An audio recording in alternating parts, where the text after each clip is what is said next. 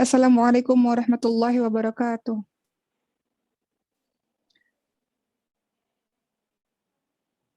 Alhamdulillahirabbil alamin wa bihi nasta'in ala umuri dunya waddin. Wassalatu wassalamu ala asyrafil anbiya'i wal mursalin wa ala alihi wa sahbihi ajma'in. Amma ba'du. Rabbi shrah li sadri wa yassir li amri wahlul 'uqdatam min lisani yafqahu qawli. Yang Umar hormati seluruh ustadzat, asatidz, para pengasuh, para guru, para santri, terkhusus di Maskan Hufat, dan seluruh rumah-rumah Quran yang bergabung pada hari ini, seluruh santri dimanapun berada, dan juga teman-teman yang bergabung dari rumah, atau dari kantor, atau dari tempat-tempat lainnya. Hari ini insya Allah kita akan membahas sesuatu yang katanya lagi viral di sosial media. Sedang ramai diperbincangkan mengenai child free. Pernahkah teman-teman mendengarkan hal itu sebelumnya? Kita akan bahas mengenai ini, teman-teman semua, agar kita tahu apa yang menjadi gaya hidup kita ya ke depannya sebagai seorang Muslim. Baik, teman-teman semua, child free ramai diperbincangkan, maka kita harus tahu dulu child free ini maksudnya apa sih?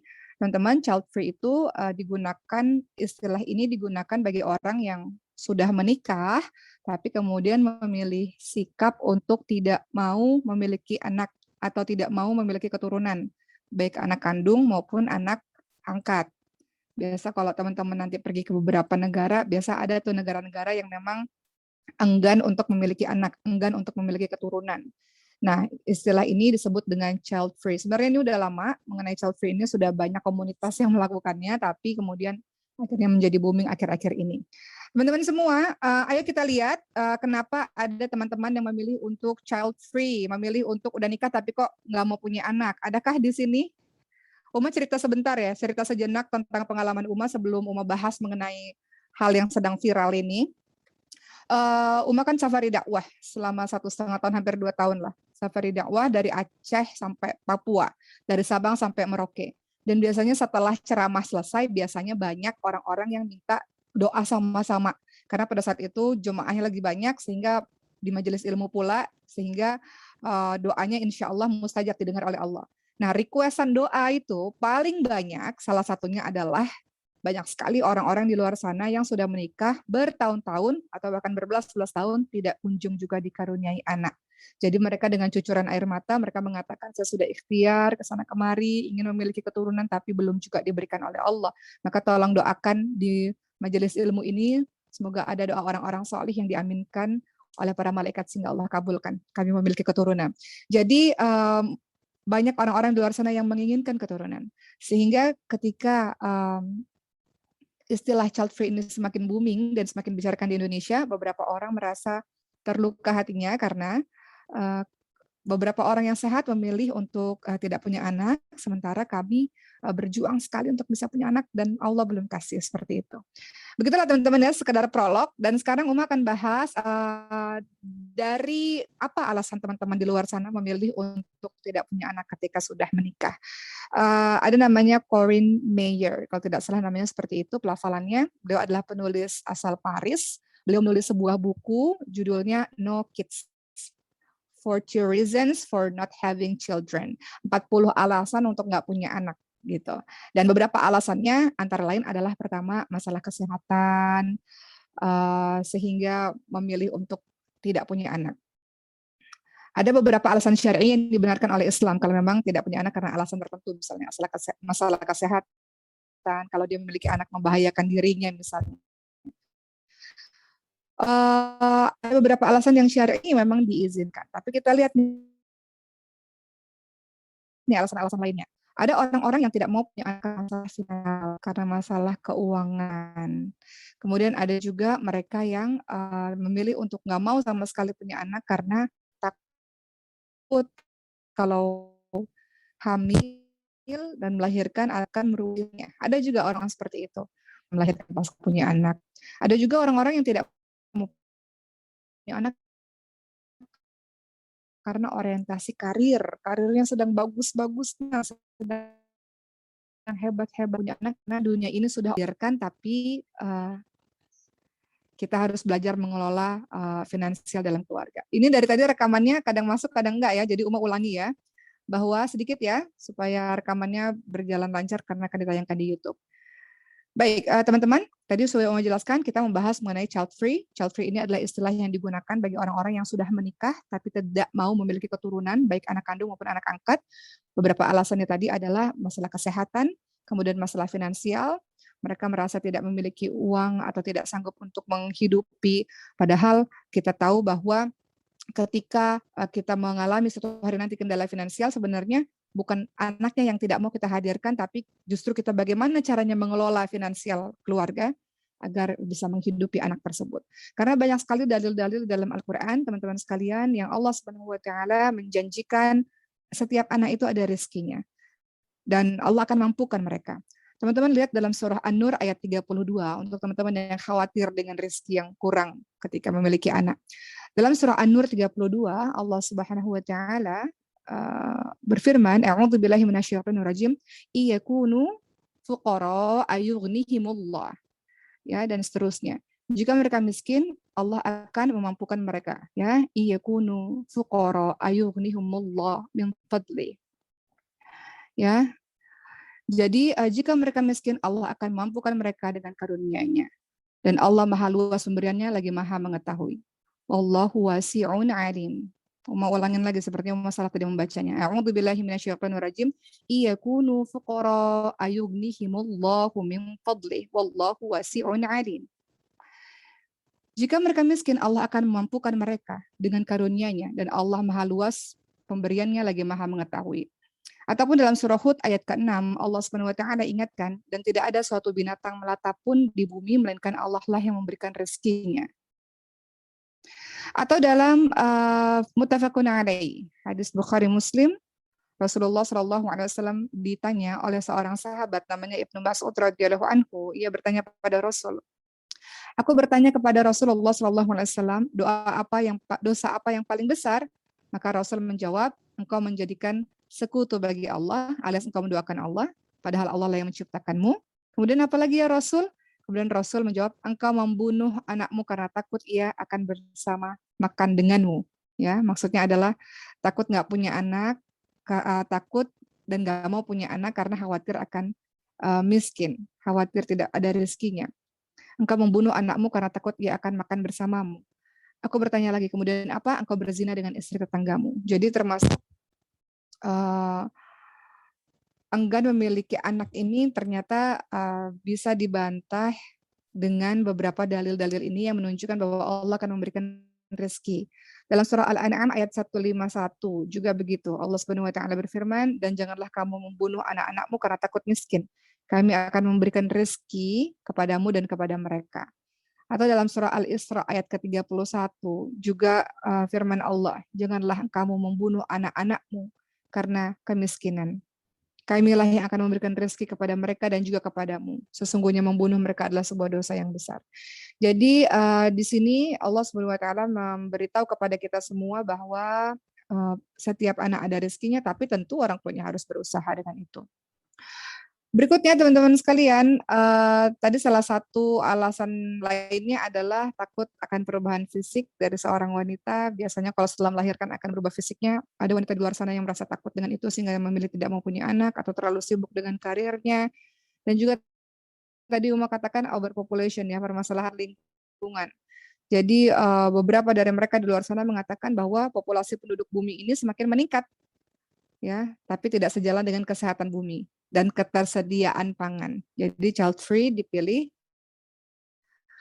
untuk mengatasi masalah ini. Atau kata teman di luar sana adalah buat melahirkan anak-anak di dunia ini, sementara di dunia ini sudah dipenuhi dengan jutaan anak, seperti itu. Itu daripada punya anak sendiri, lebih baik kita pergi dengan anak-anak di rumah yatim saja. Jadi itu beberapa perspektif dari teman di sana yang memilih kemudian untuk child free. Baik teman sekalian, maka kita lihat dulu bahwa banyak menyimpulkan bahwa tingkat pendidikan orang wanita semakin tinggi tingkat pendidikannya, ternyata itulah yang menjadi faktor paling penting dia menentukan apakah dia memutuskan. Ya, jadi ada penelitian yang mengatakan bahwa semakin tinggi pendidikan seorang wanita, maka sedikit keinginannya untuk punya anak, atau kalau maupun sedikit jumlahnya, seperti itu. Maka secara keseluruhan kita lihat para peneliti mereka mengobservasi bahwa pasangan yang memilih untuk child free, memilih untuk tidak punya anak, ternyata lebih berpendidikan karena mungkin cenderung punya karir yang bagus seperti itu. Dan beberapanya juga cenderung kurang religius dan tidak mengikuti aturan peran gender ya. Kalau kita lihat teman-teman sekalian di dalam Islam ini sudah diatur sedemikian rupa, terutama tentang tujuan pernikahan, salah satunya adalah memiliki anak. Kita lihat dulu sebelum kita membahas bagaimana Islam memandang ini, kita lihat dulu teman-teman sekalian di negara-negara lain itu tingkat kelahirannya rendah sehingga khawatir kalau populasi penduduknya rendah, lama-lama negara itu akan punah. Teman-teman bayangkan kalau satu orang mengatakan gak mau punya anak, kemudian diikuti oleh orang-orang lainnya, sehingga siapa yang akan meneruskan generasi di negara tersebut. Jadi jumlah penduduk yang semakin berkurang dan semakin berkurang, angka kelahirannya itu menjadi tolak ukur apakah negara tersebut nantinya akan terus ada atau tidak. Itu kalau kita lihat lebih luas dalam lingkup negara. Jadi child free ini kalau dikumandangkan ini akan memberikan dampak yang cukup berbahaya untuk populasi di satu negara. Kita lihat negara-negara lain yang punya angka populasi yang rendah, populasi kelahiran ya, angka kelahiran yang sangat rendah. Itu ada pada Korea Selatan misalnya, Singapura atau mungkin Jerman, Hong Kong, dan negara-negara lainnya. Uma pernah tahun 2017 ke Jerman pada saat itu, dan Uma mendapati kabar, mungkin nanti teman-teman di sini yang nonton ada juga yang dari Jerman, bahwa justru pemerintah memberikan uang bagi mereka yang ingin punya anak. Anak itu bahkan ditanggung oleh negara sampai kalau nggak salah usia 23 tahun. Jadi semakin banyak anak semakin ditanggung oleh negara karena negara senang ketika pasangan-pasangan itu memiliki anak karena akan meneruskan membangun negara tersebut gitu. Jadi bahaya kalau pemikiran child free ini jadi banyak dan ramai sehingga angka kelahiran menjadi rendah, itu berbahaya. Baik, teman-teman semua, coba kita renungkan ya, child free yang lagi ramai diperbincangkan di sosial media ini. Kita tidak akan pernah ada di dunia ini jika orang tua kita memutuskan untuk child free, betul kan? Kita nggak pernah ada di dunia ini kalau orang tua kita memilih, saya nggak mau punya anak. Saya nggak mau punya anak sama sekali. Nggak pernah ada kita di dunia ini. Dan kalau ada teman-teman di luar sana yang mengatakan ini kan hak asasi, ini kan hak dari saya sendiri, ini kan urusan saya. Betul, memang itu adalah urusan masing-masing orang. Mau punya anak, nggak punya anak, itu menjadi urusan masing-masing orang karena semuanya adalah pilihan. Sama seperti orang mau berislam. Hak orang mau pilih Islam, mau nggak pilih Islam, itu hak seorang. La ikraha fiddin. Tidak ada paksaan dalam menganut Islam. Tidak ada paksaan. Terserah, suka-suka masing-masing. Tapi sebagai seorang Muslim, kita yang mengaku hamba Allah sebagai seorang Muslim, tentu ada hal-hal yang kita taati. Tentu ada hal-hal yang kita berusaha untuk menjalankan syariat ini sebagai seorang Muslim.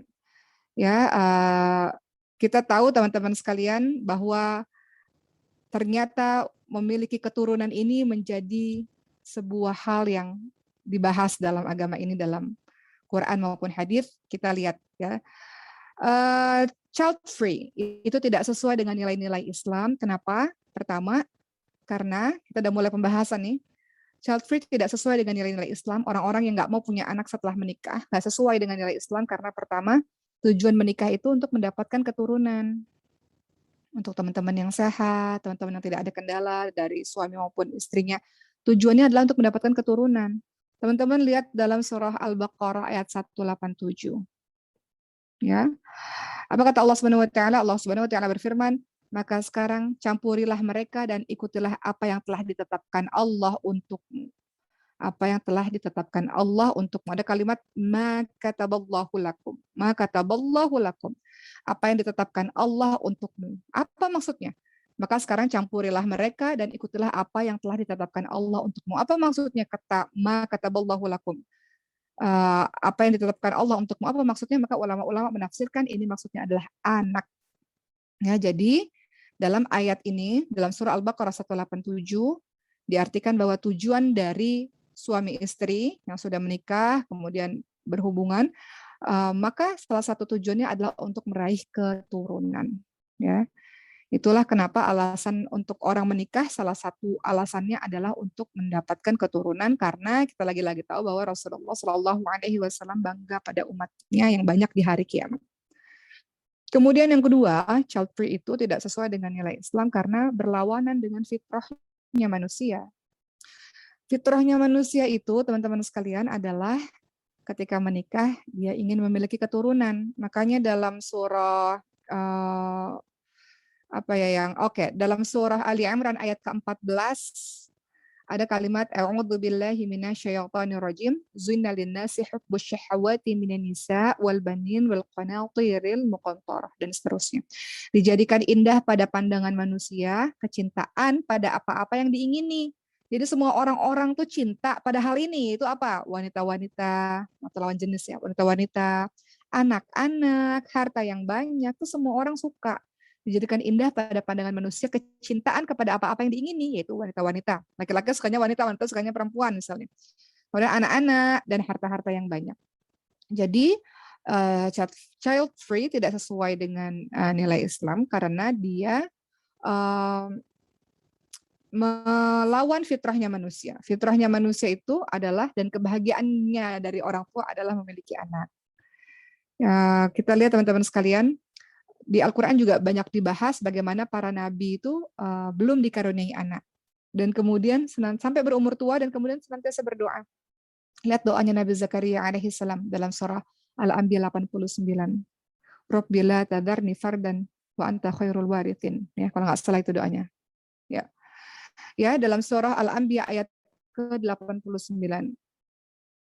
Nabi Zakaria alaihissalam berdoa agar dianugerahi keturunan, teman-teman sekalian, tidak menjadi orang yang seorang diri. Begitu pula Nabi Ibrahim alaihissalam sampai usia tuanya juga belum memiliki anak sampai akhirnya menikah dengan Siti Hajar, dapat anak Nabi Ismail alaihissalam. Begitu pula ibunya Siti Maryam juga berdoa agar dianugerahi seorang anak, dan ketika hamil anak itu akan diabdikan untuk menolong agama Allah Subhanahu wa taala. Jadi para nabi dan kita-kita ini, manusia-manusia biasa ini, kita tentu merasa sedih kalau seandainya Allah belum mengkaruniai seorang anak. Kita tentu ada perasaan sedih, siapa yang akan meneruskan generasi ini dan sebagainya. Makanya ada doa-doa itu. Doa-doa yang diajarkan Nabi Zakaria alaihissalam. Ya. Baik, iya benar ya, doanya ada dalam surah Al-Anbiya 89 sampai 90. Teman-teman di situ, teman-teman lihat ini, kalau teman-teman susah dapat jodoh atau belum dapat keturunan bisa baca doa ini ya. Al-Anbiya ayat 89 sampai 90. Rabbi la tadarni fardan wa anta khairul warithin. Ya Tuhanku, janganlah Engkau membiarkan aku hidup seorang diri, dan Engkaulah waris yang paling baik. Begitu teman-teman semua ya. Jadi segala sesuatu yang bertentangan dengan fitrah manusia pasti akan menjadi sebuah masalah. Ya, misalnya fitrahnya manusia apa? Kalau lapar dia makan gitu ya. Manusia ini butuh makan untuk bisa bertahan hidup. Kalau nggak makan pasti akan ada masalah dalam tubuh kita.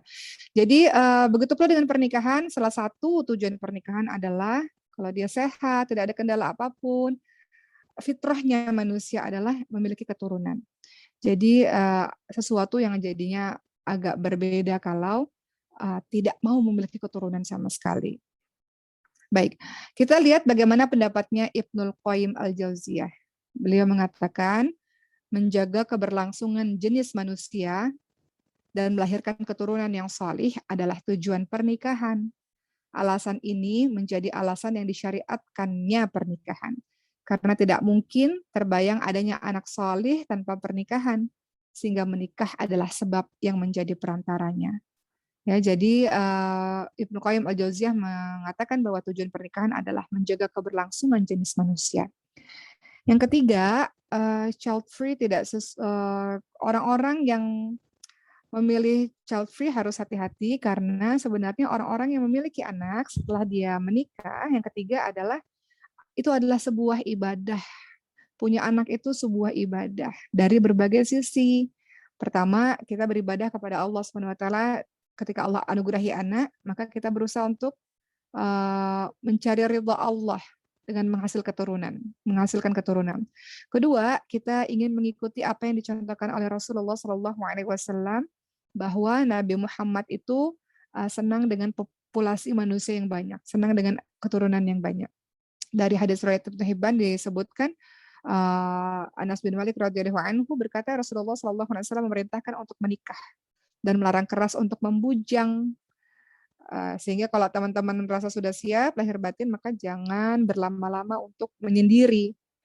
Jangan ditunda-tunda untuk menyendiri, karena nanti akan banyak dosa yang dikerjakan. Kemudian hadis tersebut dilanjutkan dengan nikahilah wanita yang penyayang, wanita yang mudah beranak banyak, karena aku akan berbangga pada kalian di hadapan Nabi, para Nabi lainnya, pada hari kiamat dengan jumlah kalian yang banyak. Ya, jadi Rasulullah menginginkan kita semua kalau sehat, insya Allah anugerahi anak-anak yang banyak, maka Rasulullah berbangga dengan itu. Ya, yang keempat teman-teman sekalian, ketika kita memiliki anak, maka ada hal lain yang akan kita dapatkan, yaitu apa? Memiliki anak maka akan mendatangkan rezeki dengan izin Allah Subhanahu Wa Taala. Tadi sudah Uma jelaskan di awal, jadi tidak perlu takut dengan hal tersebut karena Allah sendiri yang menjanjikan dalam surah Al-Isra ayat ke-31. Apa kata Allah, dan janganlah kamu membunuh anak-anakmu karena takut miskin, kamilah yang akan memberikan rezeki kepada mereka dan juga kepadamu. Allah yang memberikan rezeki kepada setiap anak. Kalau orang-orang zaman dulu tuh Masya Allah ya, orang-orang zaman dulu yang memiliki anak yang banyak dan mereka biasanya memahami bahwa setiap anak ada rezekinya. Setiap anak ada rezekinya insya Allah.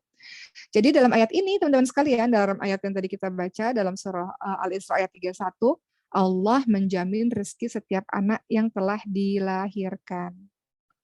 Dan menjamin rezeki pada orang tua yang melahirkannya pula insya Allah. Ya, nanti akan kita bahas di pertanyaan jawab. Yang kelima, ketika teman-teman menikah, teman-teman sehat, teman-teman memiliki anak, dan tidak memiliki pemahaman child free, keutamaan teman-teman memiliki anak adalah ketika orang tua sudah renta, ketika kita nanti renta, kita nanti memiliki penyakit, maka yang bisa merawat kita dengan tulus ikhlas adalah anak-anak kita. Yang selama kecilnya kita didik juga dengan tulus ikhlas dengan baik. Hal jaza min jinsil amal. Setiap balasan sesuai dengan perbuatan. Kita didik anak itu dengan baik sebaik mungkin dengan kasih sayang, maka kelak insya Allah Allah takdirkan anak-anak itu soleh dan juga kelak akan juga menjaga kita. Begitu teman-teman sekalian, yang menjaga dengan ikhlas. Kemudian yang keenam, ketika seseorang memiliki anak dan jauh dari pemahaman child free, maka keutamaannya adalah dengan adanya anak-anak itu maka kita akan mendapatkan kesempatan amal jariah. Anak-anak itulah yang paling senantiasa akan ingat kita dan mendoakan kita. Banyak yang mengatakan begini, tapi kan anak-anak, kalau saya nggak punya anak dan nggak mau punya anak, ini beda ya, kalau dia sakit atau kenapa-napa mungkin ada alasan syar'i lainnya, tapi kalau dia sehat, dia bisa, tapi dia katakan saya nggak mau sama sekali, dan kemudian ada yang mengatakan, kan ada yang doain saya anak-anak yatim. Ini ada satu kisah lucu ini, teman-teman sekalian. Mungkin anak-anak Masjidil Hufaz tahu ini.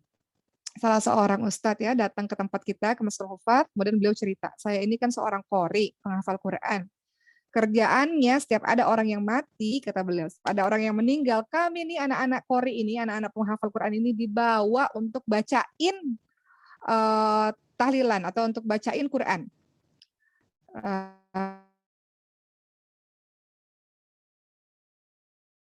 Di hari itu atau 3 hari berturut-turut, kata beliau. Tentu saya akan mengaji sepanjang masa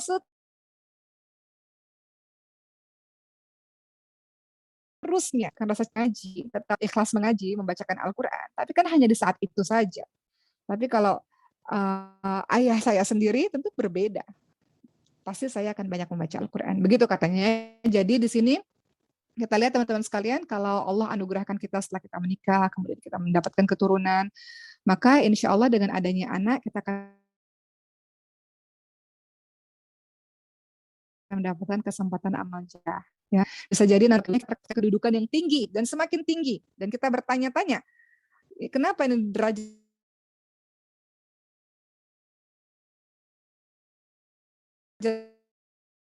semakin tinggi derajat surga yang tinggi terus. Maka Allah menjadikan istighfar anakmu atas dirimu. Jadi anak-anak itu menjadi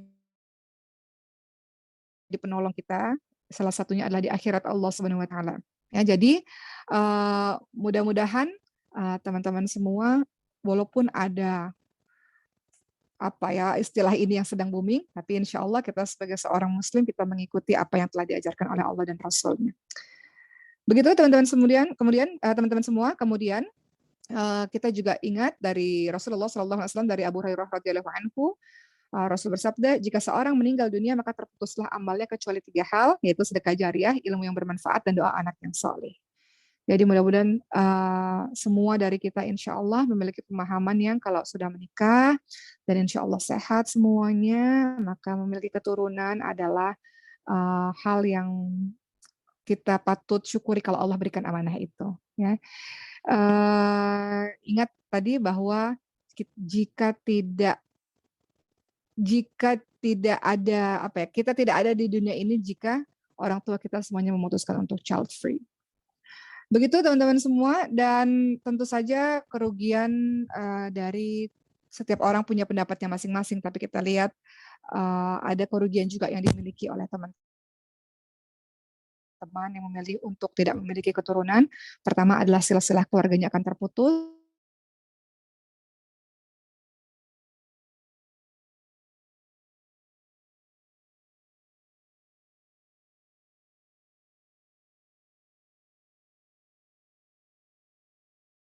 Sementara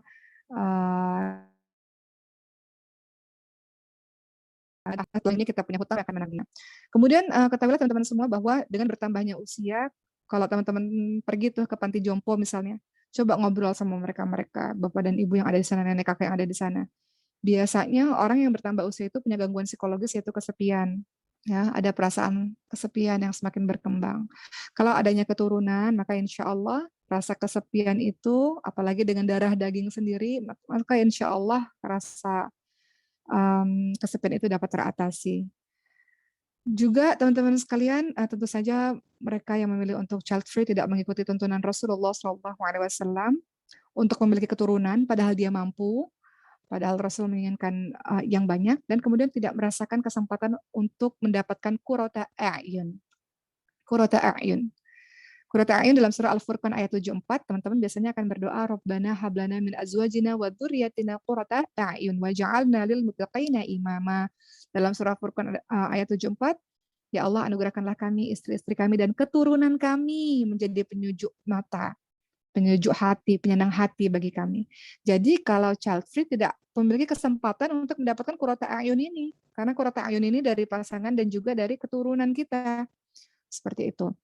Ya, nah ini doa-doa dari Ibadur Rahman. Ibadur Rahman itu hamba Allah yang maha penyayang, maha pengasih. Mereka berdoa agar dapat keturunan yang gemar melakukan ketaatan, sehingga sejuklah pandangan mereka di dunia dan di akhirat. Seperti itu. Kemudian tentu teman-teman sekalian, ketika ingin mendapatkan qurrata a'yun, salah satu supaya bahagia apa sih? Secara supaya bahagia apa sih? Banyak. Salah satunya adalah pasangan dan keturunan menjadi penyenang hati, penyejuk hati. Ya, ketika punya keturunan menjadi penyejuk hati, punya pasangan menjadi penyejuk hati. Namun kita ingat bahwa anak-anak yang menjadi penyejuk hati itu, maka dia harus dipersiapkan oleh kedua orang tuanya dengan sebaik mungkin.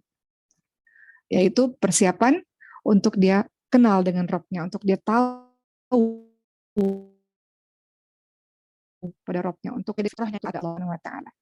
Begitu teman-teman sekalian, jadi mudah-mudahan apa-apa yang sedang viral di sosial media, maka kita sebagai hamba Allah Subhanahu wa taala, kita memiliki sandaran sendiri-sendiri, memiliki sandarannya, ada Al-Qur'an, ada hadis, ada sirah-sirah dari para nabi-nabi dan doa-doa yang diajarkan.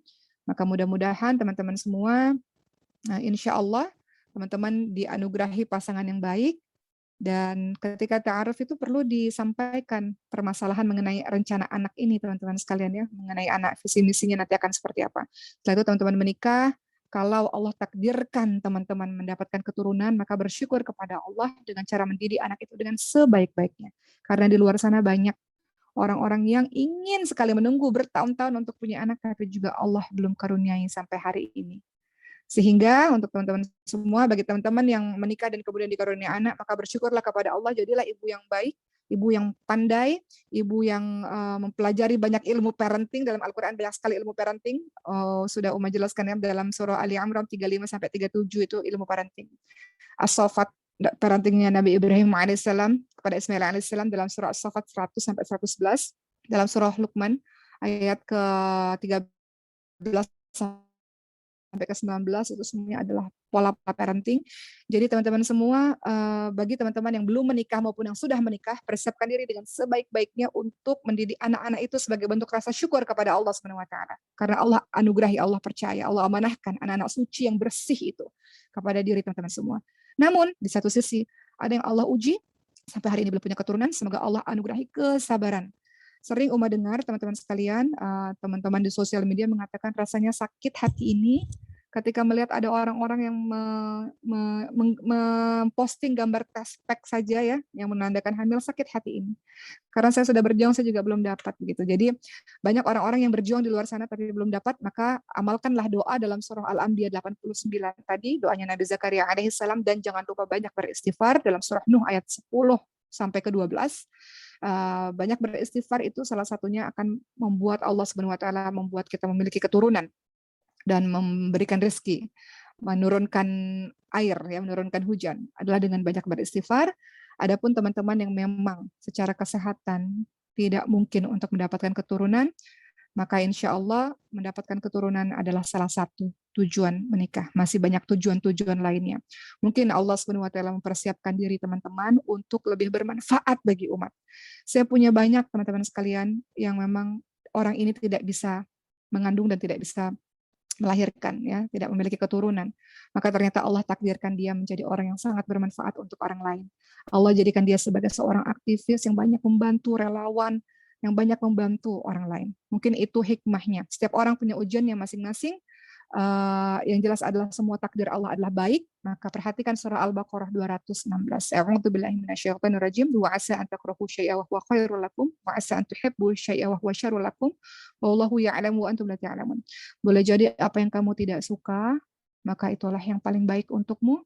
Boleh jadi apa yang kamu suka, mungkin itu tidak baik untukmu. Allah mengetahui dan manusia tidak mengetahui. Tapi sebagai hamba Allah yang sehat, laki-laki sehat, perempuan sehat, ketika menikah, maka fitrahnya adalah memiliki keturunan, dan insya Allah keturunan itu kita didik dengan sebaik-baiknya. Dia jadi kebanggaan Allah dan Rasulnya dan bisa menolong agama ini, insya Allah. Baik, sekian daripada Uma pada hari ini, teman-teman sekalian, mengenai child free. Kita akan masuk kepada sesi tanya-jawab. Akan ada 3 pertanyaan yang akan dijawab pada hari ini. Baik, dari Fadilah Fiabrianti. Bagaimana cara untuk menghilangkan rasa takut karena ingin menikah dan punya anak? Mohon penjelasan. Salah satu penyebab rasa takut adalah trauma, dari sekian banyak alasan. Ada orang yang takut menikah karena trauma, ada orang yang nggak mau punya anak, salah satunya tadi karena trauma. Dan ingat bahwa menikah adalah ibadah, menyempurnakan setengah agama, karena dalam menikah itu Masya Allah ya, jadi kita sudah pernah bahas di sebelumnya bahwa ketika jadi manusia ini tergelincir ini karena urusan perut ya, urusan keserakahan dan urusan kemaluan. Ketika dia sudah menikah, setengahnya urusan kemaluan ini sudah terjaga, tinggal urusan perutnya saja. Jadi dalam menikah ini teman-teman sekalian, karena ibadah dan nilainya sangat besar, maka ada jin yang memang tinggal di singgasana. Iblis tinggal di laut ya, singgasananya di atas laut, dan ada pasukan-pasukan jin yang dikirim khusus untuk menceraikan suami istri karena terlalu banyak ibadah, bernilai ibadah, segala sesuatu bernilai ibadah. Dulu pegangan tangan haram, sekarang pegangan tangan ibadah. Dulu pandangan-pandangan haram sebelum menikah, setelah menikah menjadi semuanya ibadah. Semuanya bernilai ibadah.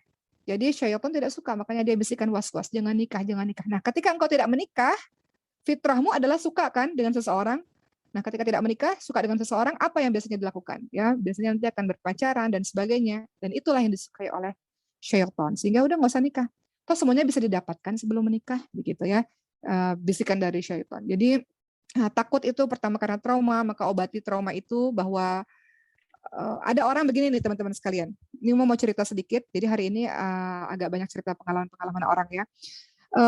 Ada yang namanya sabotase diri. Kamu juga baru dengar istilah ini. Sabotase diri itu apa sih? Di masa kecilnya, di masa lalunya, dia penuh dengan hidup yang kekerasan. Dia lihat orang tuanya bertengkar, keluarganya nggak baik-baik saja. Dia terbiasa dengan disakiti, dilukai, dan sebagainya. Sehingga di otak dia sampai dia besar, dia berpikir bahwa hidup yang benar itu adalah hidup yang banyak masalah. Hidup yang benar itu adalah hidup yang menyakitkan. Hidup yang benar itu adalah hidup yang banyak lukanya. Jadi kalau dia ada rasa gembira, dia rasa happy, ini merasa nggak benar. Makanya dia akan cari akan cari cara supaya buat masalah. Karena bagi dia yang buat masalah itu, hidup penuh dengan masalah itu yang betul. Karena dari kecil dia terbiasanya seperti itu. Sehingga kalaupun dia menikah dan dia punya pasangan yang baik, dia akan cari terus masalah supaya pasangannya jadi nggak suka lagi sama dia, jadi nggak betah lagi sama dia, atau bahkan bercerai sama dia. Ada orang-orang yang seperti ini, teman-teman sekalian. Jadi kita kenali diri kita sendiri, apakah kita punya penyakit-penyakit seperti itu, maka diobati, healing ya. Kita apakah mungkin kita butuh ahli dengan pergi ke psikolog misalnya, atau cukup dengan terapi Al-Quran misalnya, mendekatkan diri kepada Allah Subhanahu wa taala dengan baca Quran, dengan hafal Quran dan sebagainya, maka kita bisa perlahan-lahan menyadari dan mulai menyembuhkan hal tersebut. Jadi intinya adalah orang yang takut untuk menikah karena ada alasan di belakangnya, maka sembuhkan penyebab-penyebab itu, dan kemudian kita harus tahu bahwa syaitan akan melakukan berbagai macam cara untuk kita tidak melakukan amal saleh. Gitu ya, karena menikah adalah sebuah amal saleh. Jadi banyak bertanya kepada orang-orang yang sukses pernikahannya. Banyak bertanya pada orang-orang yang pernikahannya baik. Banyak kok yang pernikahannya baik. Mungkin selama ini kita berkaca pada pernikahan yang berantakan. Kita berkaca pada pernikahan yang penuh dengan kekerasan. Kita berkaca pada rumah tangga yang berantakan. Tapi di luar sana banyak kok pernikahan yang baik. Keluarga yang harmonis. Maka teman-teman lihat ke sana. Lihat yang bagus-bagusnya aja. Contoh sederhana, mau cerita lagi. Sulaiman, anak keempat Umayyah ini kan punya kelainan genetik ya. Ada sindrom. Apa yang Uma lakukan di sini? Uma konsentrasi kepada kisah sukses story-nya. Walaupun sukses story-nya itu anak-anak yang dengan sindrom ini bisa kuliah 30%. Uma konsentrasi pada 30%-nya. Jadi jangan konsentrasi kepada yang jelek-jeleknya. Konsentrasi kepada kisah sukses sehingga kita semangat untuk menuju kepada kesuksesan itu. Seperti itu juga dengan teman-teman, kalau teman-teman mau nikah, jangan konsentrasi kepada kisah-kisah yang buat kita takut. Konsentrasi pada kisah-kisah yang bahagia, banyak pernikahan yang puluhan tahun sakinah mawaddah warahmah, anak-anaknya baik, soleh, konsentrasi ke situ. Belajar sama orang-orang yang seperti itu. Dengan begitu sirna ketakutan kita terhadap rumah tangga yang tidak baik. Berikutnya, oke.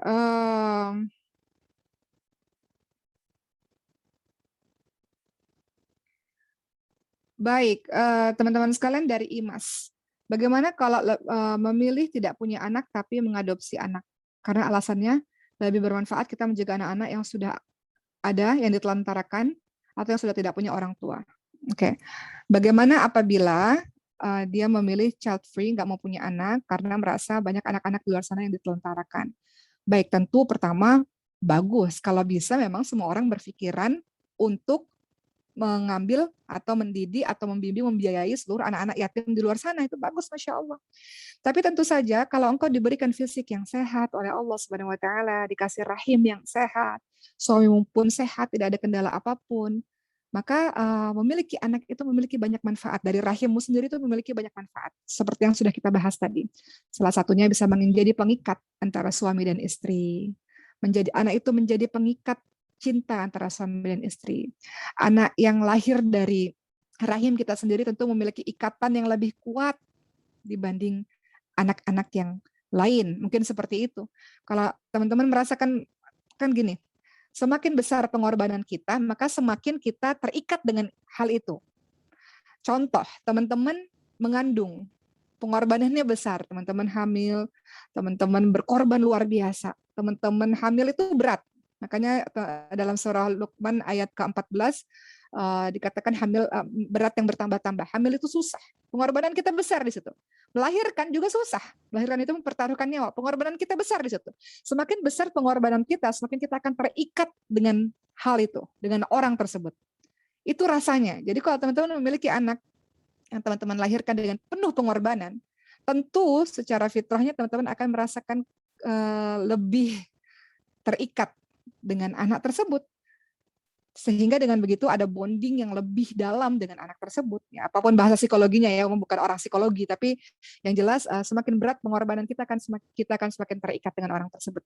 Jadi kalau kita bisa memiliki anak sendiri, alhamdulillah, bersyukur kepada Allah, dan juga kalau diberikan kemampuan finansial yang baik, buka panti asuhan, buka apalagi rumah-rumah Quran secara gratis, buka rumah singgah, yang lain-lain buka untuk menjadi amal jariah. Seperti itu teman-teman sekalian. Jadi kalau bisa punya anak sendiri, kenapa enggak? Dan juga ambil anak-anak lain untuk kita asuh, kenapa enggak? Seperti itu.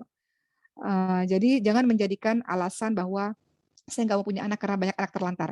Yang betul adalah saya akan punya anak, saya didik anak itu dengan sebaik-baiknya, sembari kalau ada rezeki juga yang berlebih, saya akan banyak memiliki anak-anak asuh, anak-anak yatim. Seperti itu ya. Baik, terakhir teman-teman sekalian, pertanyaannya adalah,